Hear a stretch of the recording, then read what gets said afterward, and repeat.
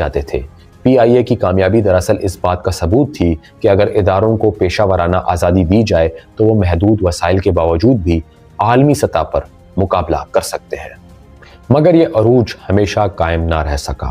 وقت کے ساتھ ساتھ ادارے میں وہ عناصر داخل ہونا شروع ہوئے جن کا تعلق ہوا بازی سے کم اور طاقت سے زیادہ تھا۔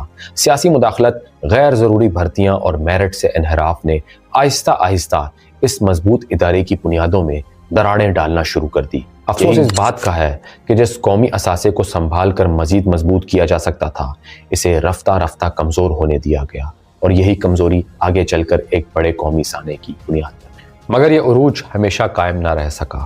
وقت کے ساتھ ساتھ ادارے میں وہ عناصر داخل ہونا شروع ہوئے جن کا تعلق ہوا بازی سے کم اور طاقت سے زیادہ تھا۔ سیاسی مداخلت، غیر ضروری بھرتیاں اور میرٹ سے انحراف نے آہستہ آہستہ اس مضبوط ادارے کی بنیادوں میں